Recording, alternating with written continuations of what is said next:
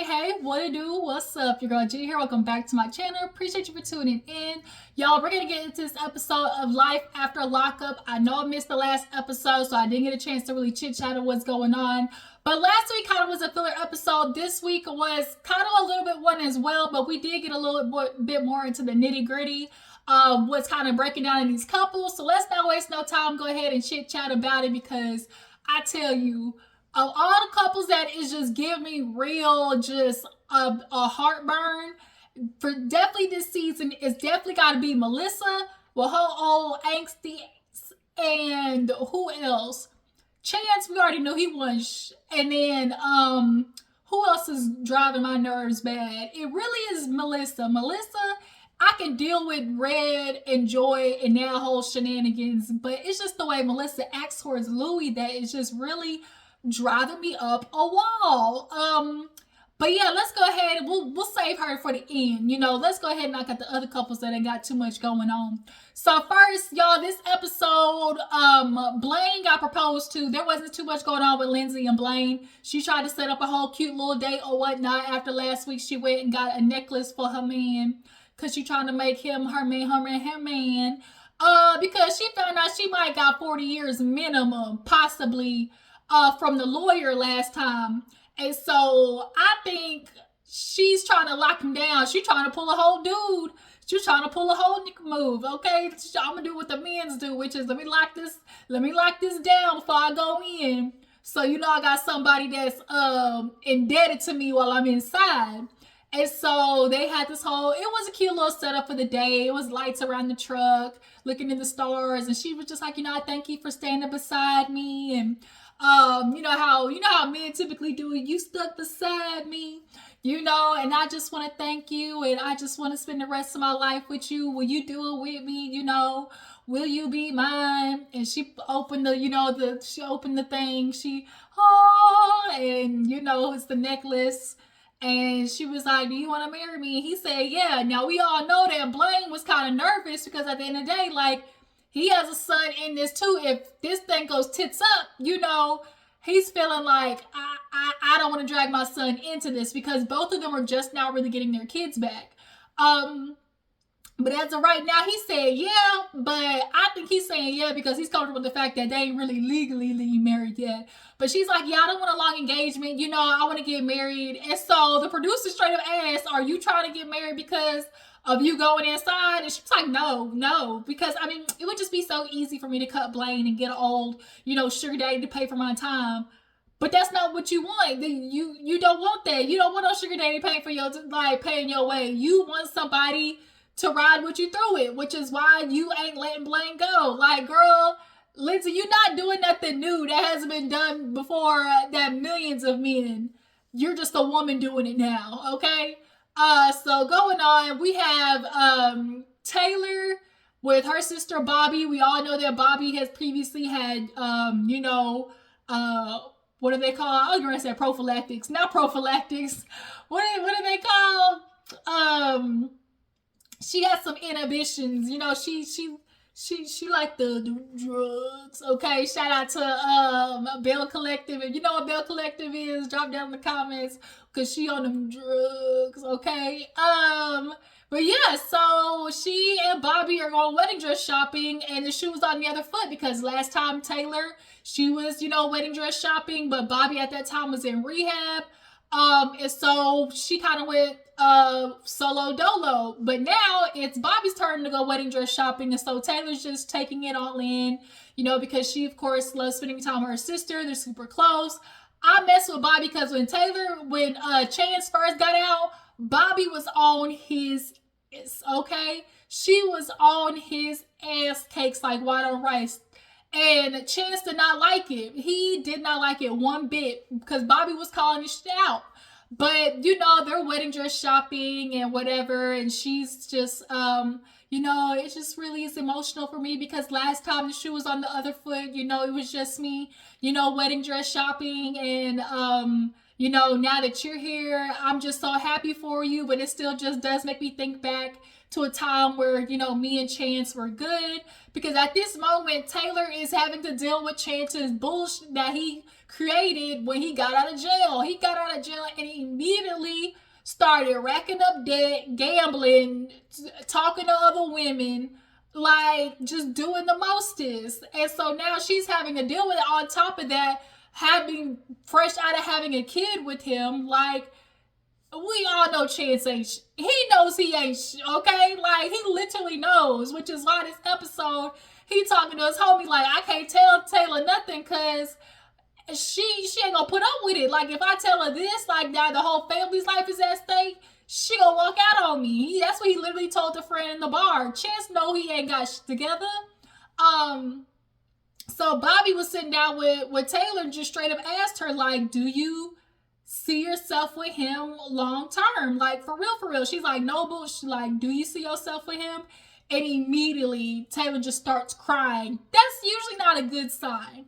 And when Bobby asked it, she knew the answer. And when Taylor heard it, she knew the answer, which is why she literally had to say, she was like, I want him to be that guy, you know, and I'm waiting for him to get his shit together. Like I do love him and I want him to become this man, but if he don't, like, I'm gonna have to get a move on. You know, she has, what is it, 2 or 3 daughters, and now this son that she has with Chance, like, she's definitely, you know, rode with him so far. She's got to get some momentum, you know, and taking care of herself because of the kids. This is one of the reasons why I just get so annoyed when women like be introducing their kids to dudes straight out of jail, because it's like they almost use the kids as a leverage to like almost like lock the man down.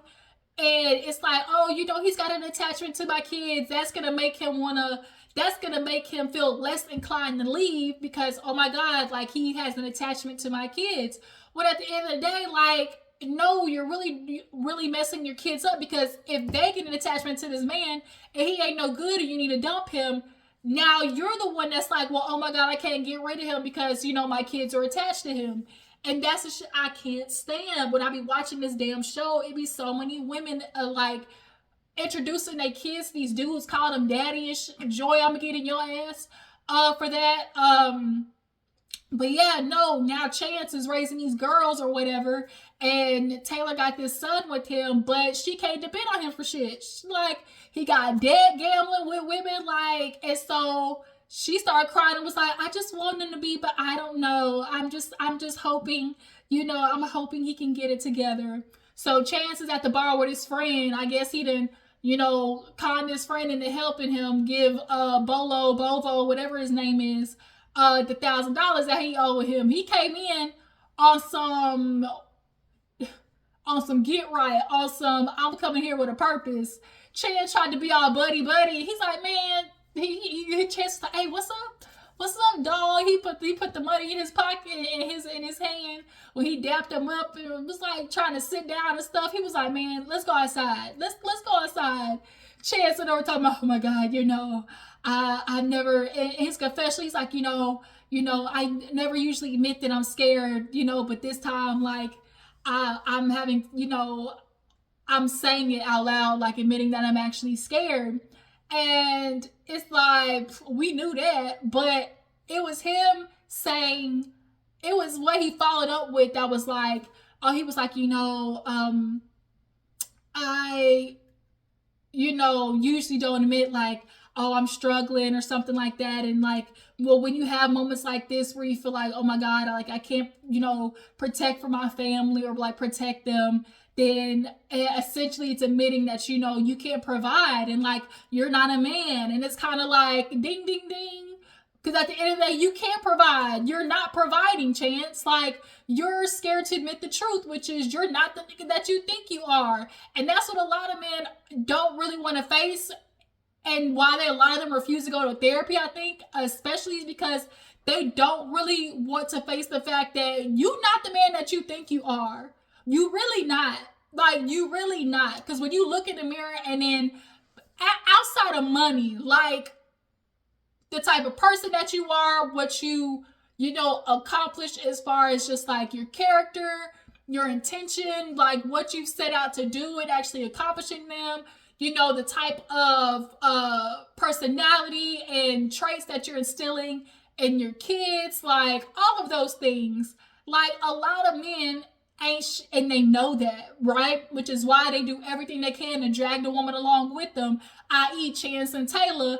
And you sitting over here having a realization, a confession, getting all, standing all up and walking around like, oh my God, I'm realizing like I can't do as much as I thought I could.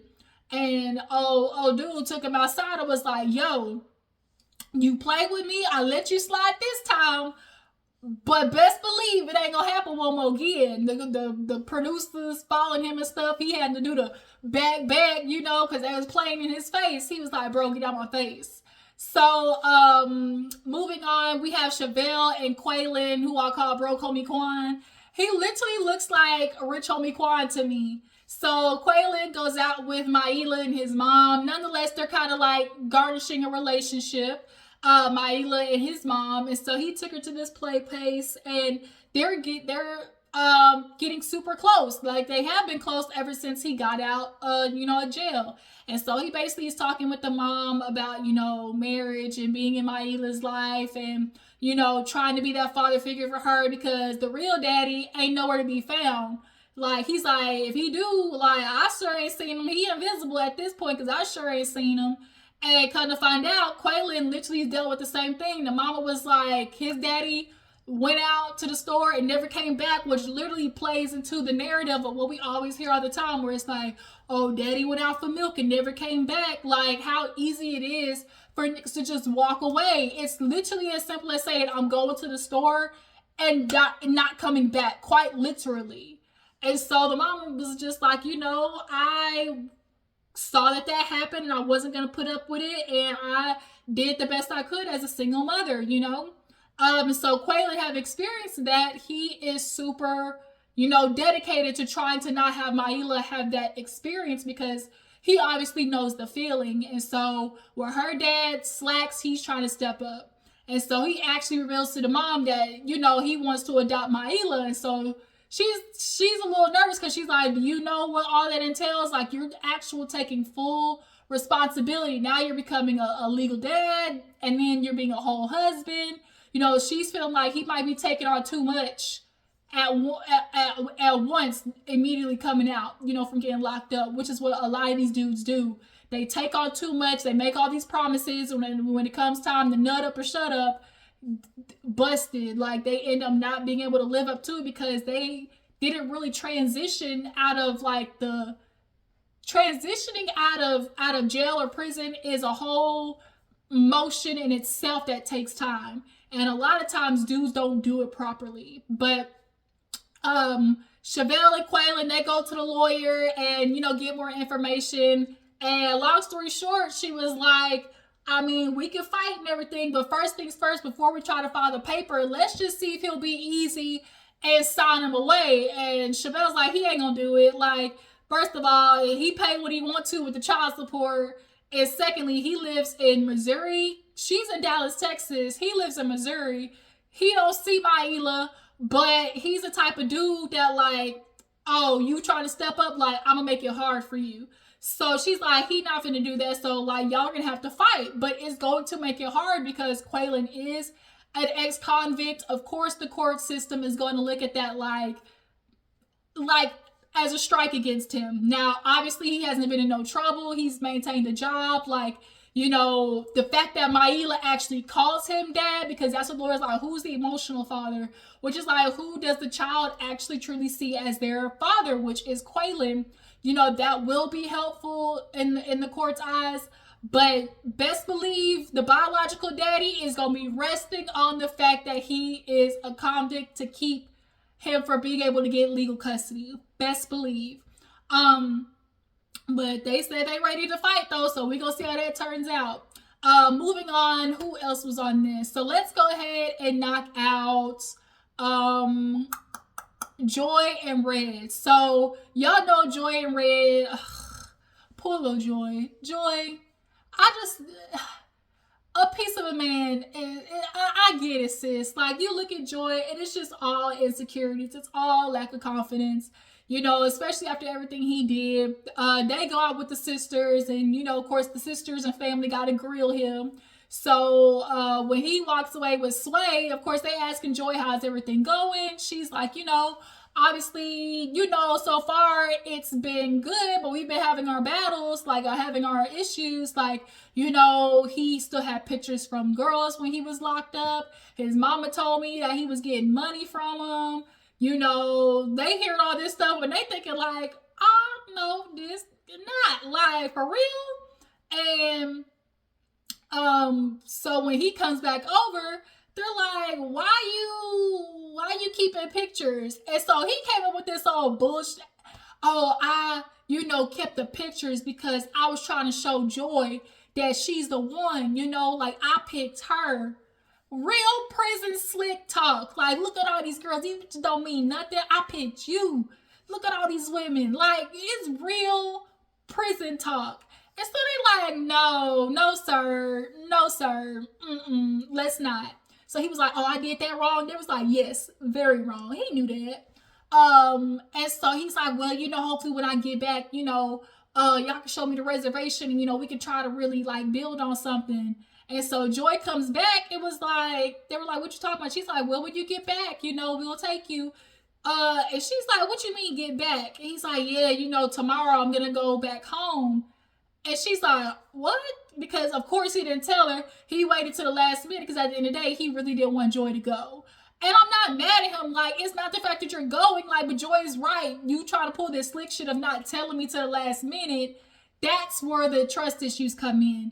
And so she, of course, start crying. And I just, you know, if you have something to tell me, just tell me. Like, this is what I have a problem with. You know, you're not really filling me in. And so, of course, her family is like, that's not cool. And it isn't. Like, you can't sit there and try to be what men do. They feel like, well, whatever decision I make, you know, you just got to rock with it. Even though y'all be making up decisions. Like, it's not fair to constantly feel like somebody should ride with you through the decisions. So when they get back to the crib, you know, he packing and whatnot, and she's like, is there anything you need to tell me? He's like, man, no. He's like, man, I'm just trying to go down there and see my family. You know, my sister, the one, she the one who planned it, so I couldn't do nothing. She like, you could have. It's your life, quit playing. And she's like, well, when you get down there, you're going to talk to girls? And he's like, no, like, I'm just going to see my family. We all know that's a lie. And so she's like, if you don't want to come back, then don't come back. Like, don't play with us. Like, don't play with my family because me and Sway, I deserve better than this. Like, she's super insecure. Obviously, he's not helping. And then the fact that he still got to tell her that he messed with old bestie, you know, my bestie, he messed with bestie, you know, he still got to tell her that before, you know, he proposed. Oh, she did tell the family that he proposed, and they are a little like, y'all need to get married though. Marriage needs to be way on down the line. And so, he's packing up everything, and she is just questioning and grilling him. And she's like, if you're not gonna come back. When this Negro said, you think I'm not coming back? I'm leaving my PS5 here. You should know I'm coming back. I wouldn't have left my PS5. If that don't say enough, this man said, of course I'm coming back. I wouldn't leave my PS5. It's not, babe, I'm coming back to you. I'll come back to Sway. It's, you know I'm coming back because I'm leaving my PS5. I said, wow. Wow. So he kissed Sway goodbye. She like, well, anyways, like, don't, if you gonna be an ass, stay out there, even though she don't mean it, because Joy, at the end of the day, she's willing to fight with Red to have a piece of a man because she done spent all this time. Then also she's kicking herself for the fact that she cheated on him, and, you know, he's raising her son. But this is one of the reasons where I get pissed off, because you got Sway calling him dada, and now it's like she's not going to want to rip that Band-Aid off, even though he's treating her like ass.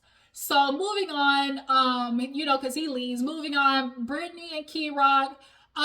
Brittany's friend Shayla basically let her know, girl, I know you love Key Rock and stuff, but you kind of let go of a lot of things in your life, girl. You quit, you know, beauty school. Like, you need something going on outside of him.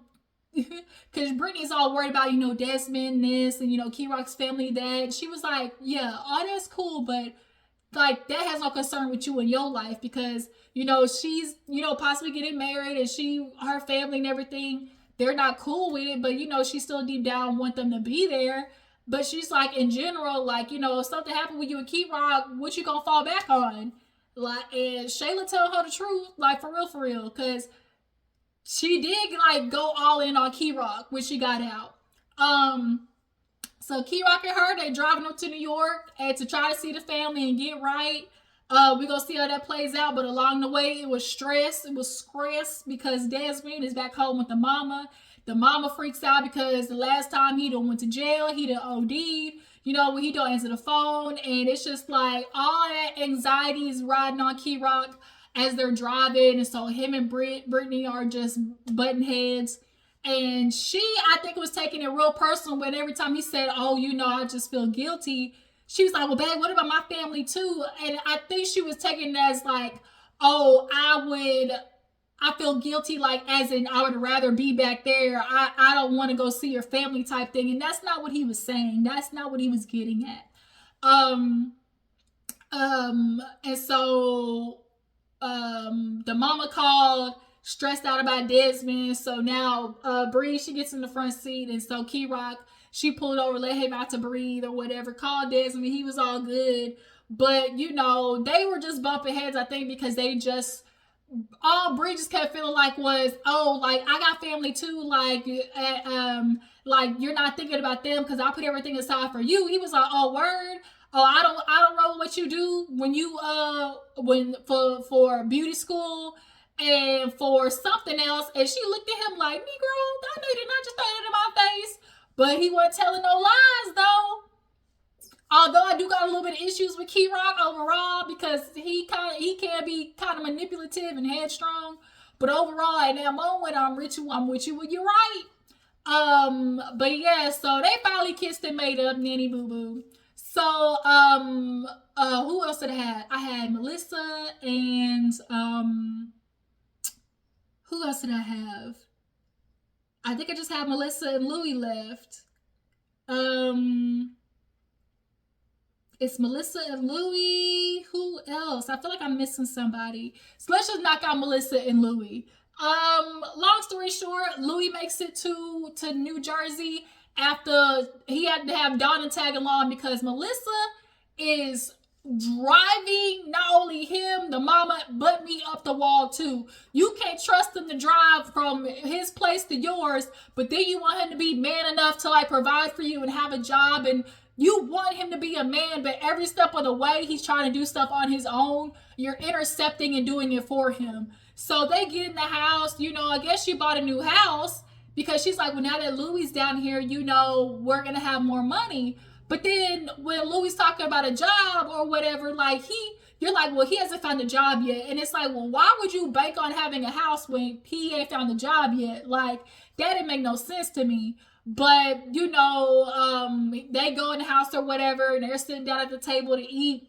And Donna basically asks about, you know, her seeing Melissa's family or whatever. And Melissa's like, yeah, you know, I set up a time for you to meet them.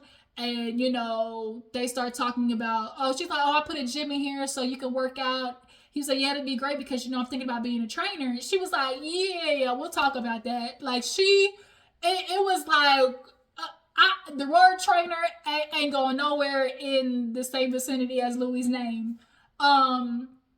So Donna leaves, and, you know, they basically get busy because they ain't seen each other in a minute. She said, you unboxing them boxes? You gonna unbox this one. And she opened up the robe. And so the next day, now it's like they're trying to figure out how to live together. He taking his shits, but she's like being so overbearing. Like, oh, well, if you gotta wake up, you gotta tell me. It's multiple. Just tell him to go take a deuce down the hallway at the other toilet. Like, she's controlling every single aspect of his life. So she's like, after this, we do this. You need to look for a job. He's like, I know. She's like, well, speaking of job, I already got you a place to be a driver. Like, bitch, do you want him to be a man or not? Like, and so he's like, but I don't want to be a driver. Like, I want to be a PT. But her concern always is going to be Louie being around other women. Like, she's super toxic in that aspect. She don't want Louie around other women. She's like, oh yeah, you're not gonna be around these Jersey housewives. You know, if you do trade anybody, she's gonna be 60 and over. And so as they're fighting about it, because he's like, what about what I want in my life? You know, she's like, Louie, there's a difference between a job and a career. He was like, as long as I'm making money, what does it matter? So Donna's like, y'all know I can hear you outside, right? So she come in with muffins and whatnot, and they sit down, and she's like, what's the issue? And she's basically like, your son doesn't know the difference between a job and a career. And he's like, well, I want to be a PT slash or like a rehab counselor. So she's like, oh, you want to be an astronaut? You want to be a trainer? Like, she is so effing demeaning to him. She's not supportive. Every time he tries to offer any type of suggestion, she denounces it. Like, she's honestly going to chase Louie away. Like, and Louie, and I rarely say this, but of all the inmates that we've seen on this show, Louie's is rather one of the better ones. Like, for real, for real. And so the mama's like, okay, like, they going back and forth. The Louie's like, hello, what about what I want?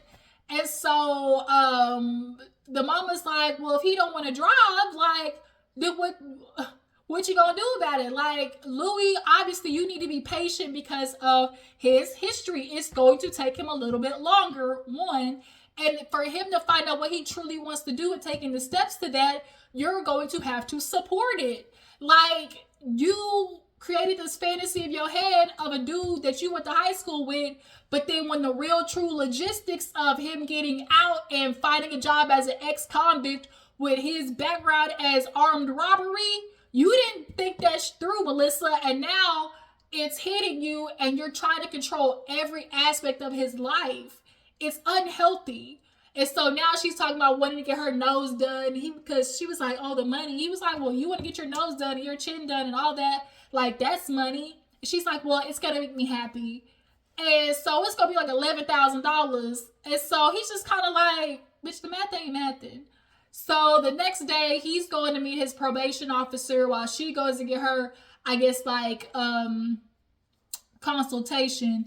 Everything went good with him. And she's like, she hates her schnoz, the typical Italian big nose. And for girls in Jersey, they love the cute little petite noses. And so she's like, I want to do it up, you know, and it's going to make me happy. I think. And then I did not like how she played Louie in the confessional when she dogged him, when he was like, oh, your nose, like, what if you get your nose done?